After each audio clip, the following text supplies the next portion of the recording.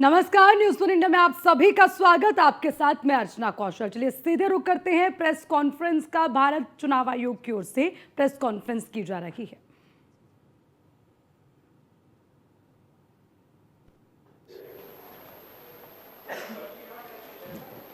There is a EP. There is a EP pending. Yeah. Gentlemen in the yes, please. Sir, I am Sandeep Rajgolkar from TV9 Marathi. मेरा सवाल ये है, जो अभी जो सरकार में जो पॉलिटिकल पार्टीज है उनको अब मिले, अपोजिशन को भी मिले, उन्होंने मांग की थी, जो पार्टी अभी सरकार में है उन्होंने मांग की थी कि एक फेज में ही वोटिंग हो, और अपोजिशन ने तब टीका पर की थी उन पर कि झारखंड में वहां पे 2 फेज है और महाराष्ट्र में 1 ही फेज है। We have gentlemen in the first row, please. Good evening sir. सामने सर। मोहित दुबे, न्यूज। ईवीएम को लेके पहले भी आपने बयान दिया है, लेकिन एक बार फिर से ईवीएम को लेके शिकायतें विपक्षी दलों ने हरियाणा को लेके की है, बैटरी को लेके शिकायत की गई है। तो आप हमेशा ये कहते रहे कि निष्पक्षता के साथ हम चुनाव करवाते रहें, तो ऐसे लोगों को आप क्या जवाब देंगे? ऐसे लोगों को आप क्या कहेंगे जो ईवीएम को लेके आपसे शिकायत करते हैं और इस बार बैटरी को लेके शिकायत की गई है? तो पहले इतने प्रश्न जवाब दे देता हूँ। पहला प्रश्न था डीजी महाराष्ट्र के बारे में। So DGs appointment in any state governed by the procedure where the name of the senior most officers are sent to the UPSC. UPSC selects the person, and there is a Honorable Supreme Court decision on this in Prakash Singh's case. The entire issue of this will be handled as per the legal pronouncements governing the subject. This name has been cleared by UPSC. But however, exactly what has been dictated, what has been ordered in this Honorable Supreme Court's order, this case will be handled according to that. Somebody asked about 2 phases in Jharkhand and 1 phase in Maharashtra. Do you remember how many phases were in Jharkhand last time? 5. And now you are asking about 2 also. There are factors in Jharkhand which are about the Naxal areas and others. There are concerns, therefore there are 2. And Maharashtra. तो दिल्ली से बड़ी खबर, महाराष्ट्र में चुनाव तारीखों को लेकर ऐलान। ये बड़ी खबर आपको बता दें, महाराष्ट्र में 20 नवंबर को होगा चुनाव। ये सबसे बड़ी और अहम जानकारी। चुनाव को लेकर तारीखों का ऐलान और 23 नवंबर को वोटों की गिनती होगी। तो अब कब होने हैं चुनाव, उसको लेकर तारीख तय कर दी गई है। एक ही चरण में मतदान होंगे, तारीखों का ऐलान कर दिया गया है और उसी के साथ मतगणना कब होगी उसकी तारीख भी तय कर दी गई है।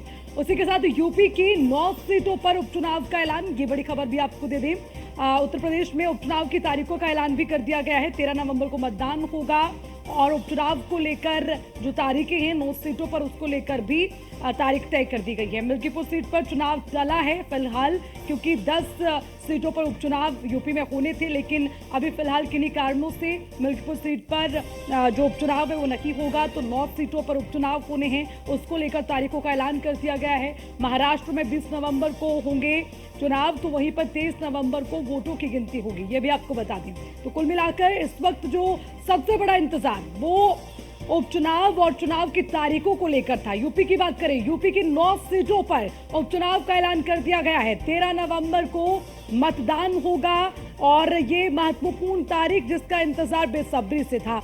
एक सीट यानी कि मिल्कीपुर सीट पर अभी चुनाव फिलहाल के लिए टल गया है। 9 सीटें जिस पर बाई इलेक्शन को लेकर ये माना जा रहा था कि तारीखों का ऐलान जल्द हो सकता है, और आज तारीखों का ऐलान कर दिया गया, यानी कि मतदान 13 नवंबर को होगा। 9 सीटों पर ये उपचुनाव होना है। मिल्कीपुर सीट पर चुनाव टल गया है। हालांकि यूपी में उपचुनाव को लेकर तैयारियां जोरों से चल रही हैं। तमाम राजनीतिक दल तैयारियों में जुटे रहे और अब ये तैयारियों का शोर और ज्यादा तेज होने वाला है, क्योंकि तारीख का ऐलान कर दिया गया है। 13 नवंबर को यूपी में 9 सीटों पर उपचुनाव होगा। मात्र एक सीट मिल्कीपुर जिस पर चुनाव चला है, लेकिन 9 सीटों पर उपचुनाव को लेकर ऐलान कर दिया गया है। और तारीख भी तय हो गई है 13 नवंबर को उत्तर प्रदेश में उपचुनाव को लेकर मतदान होगा। ये तमाम जानकारी आपको दे दें। और एक सीट मिल्कीपुर सीट जिस पर चुनाव चला है, ये भी बड़ी जानकारी यूपी में होने वाले उपचुनाव से जुड़ी आपको दे रहे हैं। तो सबसे बड़ी बात ये कि यूपी में उपचुनाव को लेकर सियासत गरमाई हुई है। लगातार तमाम राजनीतिक दल तैयारियों में जुटे हुए हैं। हालांकि अगर बात की जाए समाजवादी पार्टी की, तो समाजवादी पार्टी की ओर से 6 सीटों पर उम्मीदवारों को लेकर नामों का ऐलान भी कर दिया गया था। अब जल्द ही उम्मीद है कि बीजेपी भी इन तारीख को लेकर अब जो ऐलान हो गया है, उसके बाद प्रत्याशी कौन होंगे उसको लेकर भी लगभग ये माना जा सकता है कि अब वो चेहरे सामने आ सकते हैं, क्योंकि इस वक्त उत्तर प्रदेश में उपचुनाव कई मायनों में अहम है। लोकसभा चुनाव हुए और लोकसभा चुनाव के बाद जो तैयारियां लगातार यूपी में होती रही हैं, तो वो उपचुनाव को लेकर चलती रही और ये उपचुनाव इस वक्त हर दल के लिए नाक और साख का सवाल बने हुए हैं। इसी उपचुनाव को लेकर हर दल तैयारियों में जुटा हुआ है। तो लगातार अपने दर्शकों को अपडेट भी दे दें। यूपी में होने वाले उपचुनाव को लेकर तारीख का ऐलान कर दिया गया है। 13 नवंबर को मतदान होगा। इसी के साथ एक और अपडेट, जहां 10 सीटों पर उपचुनाव की बात लगातार हो रही थी, उसमें फिलहाल एक सीट मिल्कीपुर सीट जहां पर चुनाव चला है, इसके अलावा बाकी 9 सीटों पर उपचुनाव के लिए तारीख का ऐलान कर दिया गया है। तो 13 नवंबर को मतदान होगा। ये तारीख का ऐलान उत्तर प्रदेश में होने वाली 9 सीटों पर उपचुनाव के लिए कर दिया गया है। इसके अलावा तमाम दूसरे राज्यों की अगर बात करें, महाराष्ट्र में भी चुनाव होने हैं, उसके लिए भी तारीख का ऐलान हो गया है। केदारनाथ विधानसभा सीट पर 20 नवंबर को उपचुनाव होगा, क्योंकि उत्तराखंड में भी एक सीट पर उपचुनाव होना था, वो भी अपडेट आपको दे दें। उत्तराखंड में भी एक सीट पर होने वाले उपचुनाव को लेकर तारीख का ऐलान हो गया है। जहां यूपी में 13 नवंबर को मतदान होगा, तो वहीं उत्तराखंड की एक सीट केदारनाथ पर भी उपचुनाव को लेकर तारीख का ऐलान कर दिया गया है।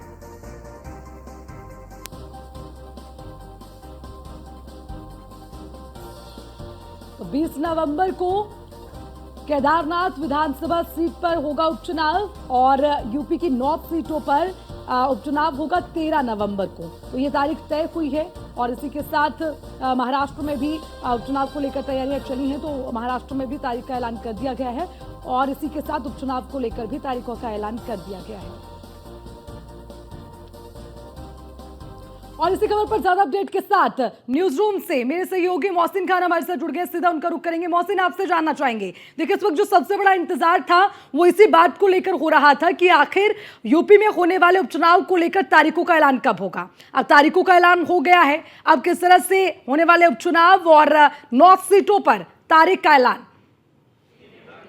देखिए अर्चना, मैं आपको बता दूं कि जिस तरह से काफ़ी लंबे समय से इंतजार किया जा रहा था कि उत्तर प्रदेश की तो 10 विधानसभा की सीटें जहां पर उपचुनाव होना है, उसमें आज सुबह से ही संभावनाएं जताई जा रही थी कि चुनाव आयोग जब महाराष्ट्र और झारखंड के चुनाव की तारीखों का ऐलान करेगा तो संभवतः उसमें उत्तर प्रदेश की विधानसभा की जो 10 सीटें हैं उसको मिलाकर देश के अंदर तो अलग अलग विधानसभाओं में 47 विधानसभा सीट हैं, उन पर चुनाव की तारीखों का ऐलान कर सकता है। इसके साथ ही साथ 3 लोकसभा की सीटों पर जो उपचुनाव होने हैं उन पर तारीखों का ऐलान कर सकता है। और चुनाव आयोग के जो मुख्य चुनाव आयुक्त है राजीव कुमार, उन्होंने तारीखों का ऐलान कर दिया और 13 नवंबर को उत्तर प्रदेश की 9 विधानसभा की सीटों पर उपचुनाव होगा, जबकि एक सीट को छोड़ दिया गया है। मिल्कीपुर विधानसभा सीट पर अभी उपचुनाव टाल दिया गया है। केवल 9 सीटों पर उत्तर प्रदेश के अंदर विधानसभा का उपचुनाव होना है। अयोध्या की ये मिल्कीपुर विधानसभा है जिस पर सभी की प्रतिष्ठा दांव पर लगी हुई, सभी की नजरें इस सीट पर टिकी हुई थी और संभवतः यह माना जा रहा है कि इसके पीछे कहीं ना कहीं कोई ऑब्जेक्शन है, क्योंकि जिस तरह से जो अवधेश प्रसाद जो अयोध्या से सांसद है, उनके बेटे अजीत प्रसाद जो मिल्कीपुर से समाजवादी पार्टी की ओर से प्रत्याशी घोषित किए गए हैं, उनको लेकर एक शिकायत दर्ज हुई थी। तो कहीं ना कहीं ये संभवतः ये माना जा रहा है कि वो वजह हो सकती है, लेकिन असल वजह क्या है ये अभी तफसील से निकल कर सामने आएगा कि आखिरकार मिल्कीपुर विधानसभा सीट पर उपचुनाव क्यों टाला गया है। लेकिन इतना जरूर है कि जो 13 नवंबर को उत्तर प्रदेश के अंदर 9 विधानसभा सीटों पर उपचुनाव होना है, उसको लेकर तमाम राजनीतिक दल, खासतौर से भारतीय जनता पार्टी और समाजवादी पार्टी पहले से ही तैयारियों के मोड़ में थे और उन्होंने तैयारियों को अंतिम रूप दे दिया था और शायद भारतीय जनता पार्टी ये भाप चुकी थी कि चुनाव आयोग जब प्रेस कॉन्फ्रेंस करेगा और झारखंड और महाराष्ट्र की चुनाव की तारीखों का ऐलान करेगा तो उसमें हो सकता है कि उत्तर प्रदेश में भी उपचुनाव की तारीखों का ऐलान हो जाए। तो उससे ठीक 2 दिन पहले ही भारतीय जनता पार्टी की केंद्रीय चुनाव समिति की बैठक होती है और उसमें 9 सीटों पर अपने प्रत्याशियों के नाम तय कर दिए जाते हैं। हर एक विधानसभा सीट पर 4 से 5 नाम जो है पैनल के रूप में गए थे और उनमें से एक नाम पर अंतिम मोहर लगी थी। अब बहुत जल्द जो है भारतीय जनता पार्टी इन 9 की 9 सीटों पर जो नाम तय किए थे उन नामों का ऐलान कर देगा। बिल्कुल मोहसिन, क्योंकि लोकसभा के जब चुनाव हुए हैं तो लोकसभा के चुनाव के बाद उपचुनाव का पूरा उपचुनाव को लेकर यूपी में माहौल पूरी तरह से बदल गया। तमाम राजनीतिक दल प्रोएक्टिव नजर आए। लगातार हमने बयानबाजियों का दौर देखा। पिछले दिनों समाजवादी पार्टी की ओर से 6 सीटों पर जो प्रत्याशी हैं उनके नाम सामने रख दिए गए, लेकिन बीजेपी ने वहां पर भी पत्ते नहीं खोले क्योंकि उम्मीद थी कि शायद अब वो चेहरे सामने आएंगे कि कौन बीजेपी से दावेदार होंगे, लेकिन नहीं। लेकिन बैठकों का दौर चलता रहा। अब मान सकते हैं कि कुछ तस्वीर साफ हो सकती है।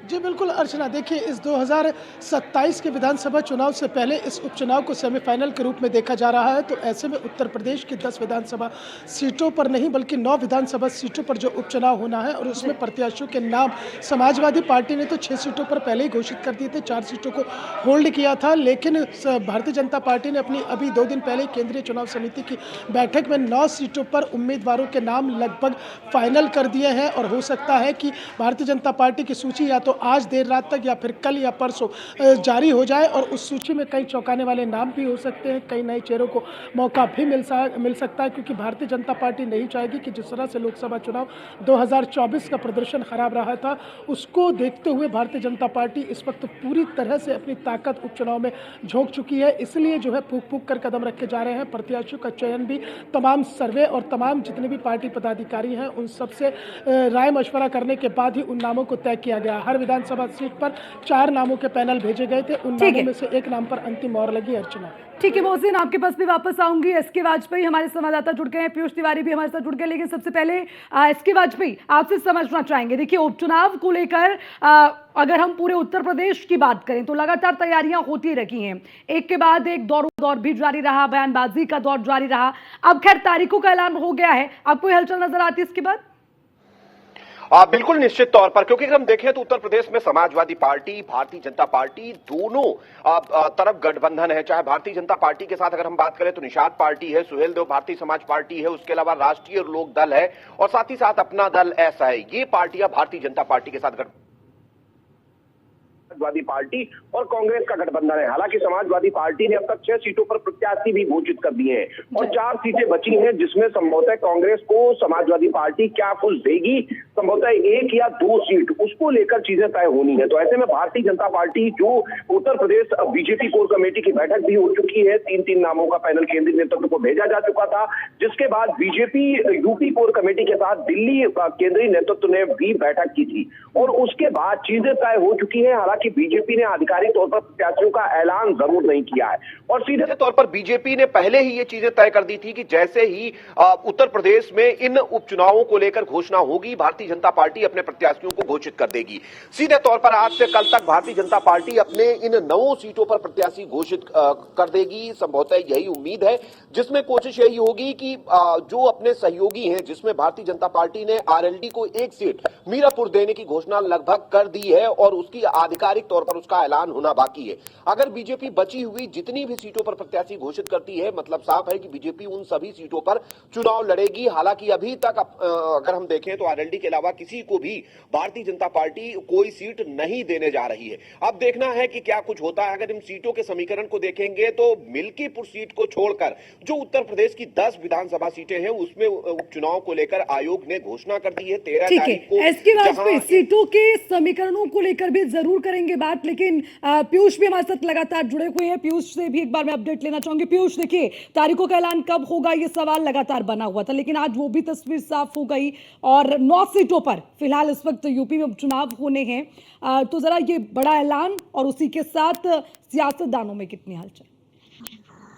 बिल्कुल, अगर हम बात करें तो चुनाव आयोग बाकायदा, चाहे उत्तर प्रदेश की बात करें या फिर झारखंड की बात करें या महाराष्ट्र की बात करें, चुनाव आयोग के तमाम अधिकारियों ने दौरा किया था और जहां जहां पर ये चुनाव होने वाले हैं, चाहे वो विधानसभा चुनाव की बात करें या उपचुनाव की बात करें वहां पर बाकायदा वहां के लोकल अधिकारियों से, चुनाव आयोग के तमाम अधिकारियों ने संवाद किया था। यही वजह बताई जा रही है कि मिल्कीपुर के जो उपचुनाव होने वाले हैं उसको शायद टाला गया है और 9 सीटों का ही ऐलान जो है वो किया गया है, यानी कि तारीखों को बताया गया है। 13 नवंबर को ये उपचुनाव होंगे, चूंकि महाराष्ट्र की बात करें तो महाराष्ट्र में एक ही चरण में, आप देखिए कि महाराष्ट्र में ज्यादातर सीटें हैं झारखंड के मुकाबले, लेकिन महाराष्ट्र में एक ही चरण में चुनाव आयोग जो है वो कहीं न कहीं चुनाव करा रहा है। और इसके साथ ही अगर हम बात करें झारखंड की, तो झारखंड में 2 चरणों में चुनाव आयोग कहीं न कहीं चुनाव करा रहा है। इसके साथ ही वही प्रक्रियाएं हैं, खासतौर पे चुनाव आयोग ने ये भी जिक्र किया जिस तरीके से कि ईवीएम को जो लोग कह रहे हैं कि हैक हो जाता है, पेजर का जिक्र चुनाव आयोग की ओर से किया गया।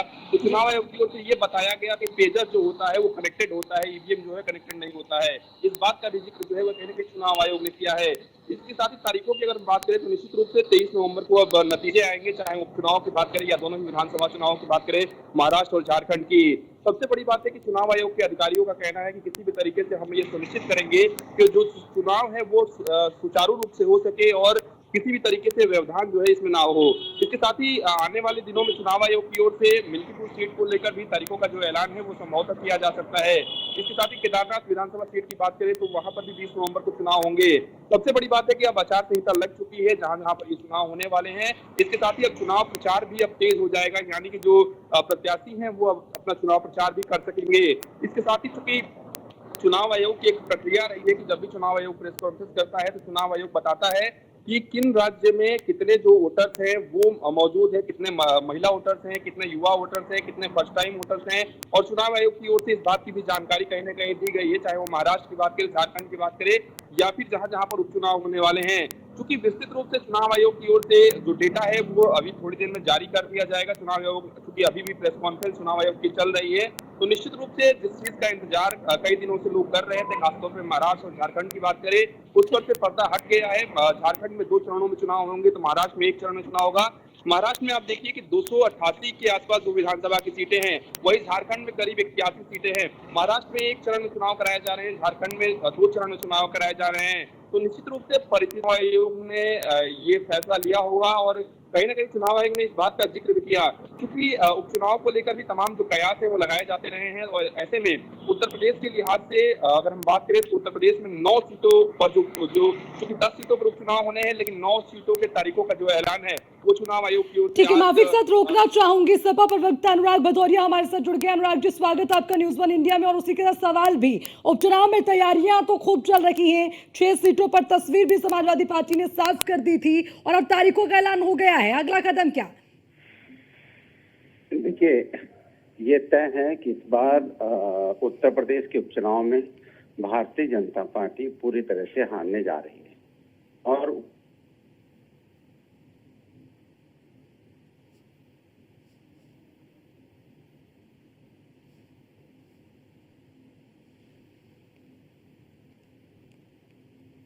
दोबारा संपर्क करने की कोशिश करेंगे, लेकिन लगातार अब तमाम जो तैयारियां हैं वो उपचुनाव को लेकर पहले से शुरू हो गई थी, लेकिन अब ये माना जा सकता है कि तमाम जो चीज़ें वो बदलती हुई भी नजर आएंगी। एक बार एसके वाजपेयी के पास में जाना चाहूँगी। एसके वाजपेयी, देखिए, हम कोशिश अभी कर रहे थे कि अनुराग भदौरिया से भी बात करें, लेकिन जो उन्होंने पहली प्रतिक्रिया दी है, उन्होंने वो ये प्रतिक्रिया दी कि आने वाले उपचुनाव में जो बीजेपी की हार है वो तय मानी जा रही है, यानी कितना कॉन्फिडेंस अभी से। हालांकि अभी तो चुनाव के लिए कुछ दिन और बाकी हैं, अभी सीटों को लेकर ये देखना होगा कि बीजेपी की ओर से कौन उनके कॉम्पिटिटर्स सामने होंगे। बावजूद उसके फुल कॉन्फिडेंस में समाजवादी पार्टी, बिल्कुल, अगर हम देखें तो समाजवादी पार्टी के लिए काफी चुनौती है। उसकी एक वजह है कि भारतीय जनता पार्टी एक पूरी रणनीति बनाकर आगे बढ़ रही है। इस रणनीति में खुद मुख्यमंत्री योगी आदित्यनाथ ने उत्तर प्रदेश के उपचुनाव की कमान अपने हाथों में ले रखी है। मुख्यमंत्री लगातार पूरे प्रदेश के इन सभी 10 विधानसभा सीटों के कई बार दौरे कर चुके हैं। बड़े पैमाने पर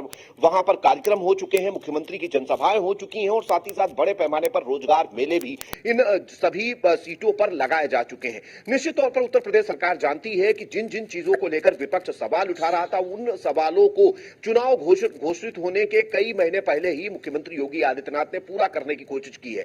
हालांकि अगर हम इन सीटों के आंकड़ों को देखेंगे तो अगर हम 10 सीटों की बात करें तो 10 में से 5 सीटें समाजवादी पार्टी की हैं, और 5 में अगर हम बची हुई 5 सीटों की बात करें तो जिसमें से एक सीट भारतीय जनता पार्टी की सहयोगी आरएलडी की है और एक सीट भारतीय जनता पार्टी की दूसरी सहयोगी निषाद पार्टी की है। और भारतीय जनता पार्टी लगातार कोशिश कर रही कि इस बार कोई कोर कसर ना छोड़ी जाए और इन 10 की 10 विधानसभा सीटों पर पूरी तरीके से जीत हासिल करके 2024 का जो कहीं न कहीं एक ड्रॉबैक भारतीय जनता पार्टी के साथ जुड़ गया है उसको दूर किया जाए और एक मैसेज दिया जाए कि उत्तर प्रदेश में कोई भी दिक्कत नहीं है। भारतीय जनता पार्टी अपनी पुरानी लय में वापस आ चुकी है और भारतीय जनता पार्टी ने जो चीजें 2024 के चुनाव में हुई उन सभी को ठीक कर लिया है। यही एक वजह है कि भारतीय जनता पार्टी इस बार अपने सहयोगियों को भी बहुत ज्यादा सीटें नहीं देने जा रही है। केवल आरएलडी के अलावा अभी तक भारतीय जनता पार्टी ने किसी दूसरे दल के लिए कोई सीट अभी तक आवंटित नहीं की है। तो ऐसे में एक चीज साफ है कि भारतीय जनता पार्टी 9 सीटों पर चुनाव लड़ेगी और कोशिश भी यही होगी कि 9 की 9 सीटें जीती जाएं और जो एक सीट आरएलडी को मीरापुर दी जा रही है उस सीट को जीतने में भी पूरा दम लगाया जाए, क्योंकि अगर हम 2022 के विधानसभा चुनाव को देखेंगे, माफी के साथ रोकना चाहूंगी, सपा प्रवक्ता सुनील सिंह साजन हमारे साथ जुड़ गए हैं। सुनील जी, स्वागत न्यूज़ वन इंडिया में। अब देखिए तारीखों का ऐलान हो गया है, 9 सीटें जिस पर उपचुनाव होने हैं यूपी में। अब जरा बताइए, 6 सीटों पर तो आपने चेहरा साफ कर दिया और यहाँ पर यह भी माना जा रहा था कि जो आपके सहयोगी दल है उनको सीटें देंगे। अब क्या मुश्किलें बढ़ तो नहीं जाएंगी? एक सीट कम हो गई है सुनील जी। नहीं, कोई मुश्किलें नहीं बढ़ेंगी। मिल्कीपुर चुनाव आयोग ने क्यों नहीं घोषित किया ये अभी साफ नहीं हो पाया है, लेकिन 9 सीटों पर चुनाव आयोग ने तारीखें दी हैं और मुझे लगता है कि ये जो तारीखें हैं इसका इंतजार समाजवादी पार्टी, उत्तर प्रदेश की सम्मानित जनता बहुत दिनों से कर रही थी। और जो समाजवादी पार्टी और इंडिया गठबंधन की रणनीति रही है, जो हमारा नारा रहा है पीडीए, उसी पीडीए ने 2024 लोकसभा में भारतीय जनता पार्टी उत्तर प्रदेश में हाफ किया था। वही पीडीए समाजवादी पार्टी, माननीय अखिलेश यादव, साइकिल चुनाव निशान, उन्हीं सब चीजों को लेकर के हम लोग भारतीय जनता पार्टी को साफ करेंगे बाई इलेक्शन में। इतना कॉन्फिडेंस सुनील जी, अभी तो आपके कॉम्पिटिटर भी सामने नहीं आए कौन होंगे, उससे पहले कि आप ये स्पष्ट कर दे रखे हैं कि क्या रहेगी स्थिति? नहीं, दरअसल हम लोग जनता के बीच लगातार हैं। महंगाई को लेकर, बेरोजगारी को लेकर के, पिछड़े दलितों के आरक्षण को लेकर के जो नाराजगी है लोगों में, महिला उत्पीड़न को लेकर के जो नाराजगी है, वो ये साबित करती कि लोग इंतजार कर रहे हैं कि भारतीय जनता पार्टी का सफाया कैसे हो, इनके झूठ का सफाया, इनके भ्रष्टाचार का सफाया। तो मैं ये अनुमान लगा सकता हूँ कि लोगों की जो नाराजगी है वो नाराजगी समाजवादी पार्टी के पक्ष में दिखेगी और भारतीय जनता पार्टी के सफाये में दिखेगी। सुनील जी, एक बार फिर से ये जरूर स्पष्ट करिएगा कि गठबंधन को लेकर सवाल महत्वपूर्ण हो जाता है, क्योंकि नाराजगी का अगर आप जिक्र कर रहे हैं कहीं अंदर खाने, ये नाराजगी आपके लिए तो भारी नहीं पड़ जाएगी? नहीं, हमारे लिए भारी क्या पड़ेगी नाराजगी? हमारा गठबंधन है, गठबंधन मिलकर के ही समाजवादी पार्टी, कांग्रेस, पीडीए के नारे ने ही भारतीय जनता पार्टी को 2024 में उत्तर प्रदेश में हाफ किया है और यही पीडीए, यही समाजवादी पार्टी, यही कांग्रेस, ही इंडिया गठबंधन मिल करके ही बाई इलेक्शन में भी साफ करेंगे और 27 में तो सुपड़ा साफ हो जाएगा। बीजेपी को कोई पूछने वाला नहीं होगा। ठीक है सुनील जी, शुक्रिया न्यूज़ वन इंडिया के साथ अपने विचार साझा करने के लिए। तो कुल मिलाकर अभी समाजवादी पार्टी के जो प्रवक्ता हैं सुनील सिंह साजन, वो बहुत कॉन्फिडेंस में हैं, ये कहते हुए नजर आ रहे हैं कि इस बार जीत पक्की है। खैर, अब देखना होगा उपचुनाव कितने दिलचस्प यूपी में होते, क्योंकि तारीखों का ऐलान कर दिया गया और उसी के साथ अब देखना होगा तैयारी और कितने जोरों से होती है।